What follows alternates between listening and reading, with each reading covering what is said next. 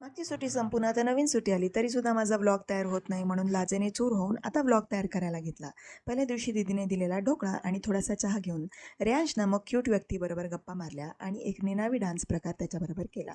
पक्ष्यांचं कौतुक करून everything shower घेऊन लाईफ चॉईसेस क्वेश्चन केले आणि थोडासा रियाज केला. लंच करून थोडे पसरलो आणि खूप पाऊस पडला. त्यानंतर पुन्हा रियाज केला.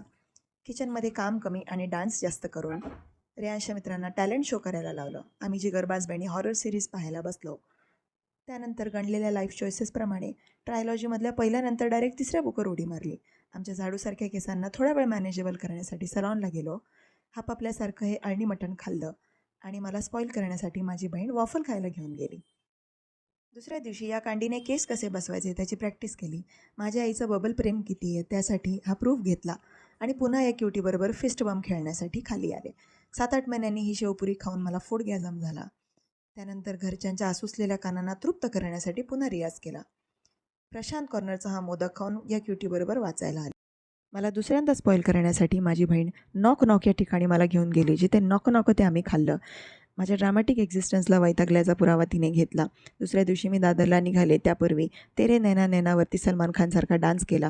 घरी आल्यानंतर आमच्या परमपूज्य पिताजींनी एक्सरसाइजसाठी हा विचित्र प्रकार मागवला होता. त्याचा डेमो माझा भाचा दाखवतोय.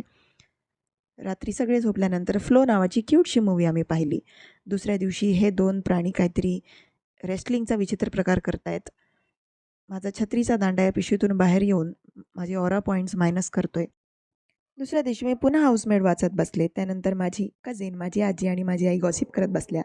रात्री आम्ही बॅडमिंटन खेळलो पण त्यानंतर माझी बहीण पडली म्हणून पुढचं काही रेकॉर्ड नाही केलं.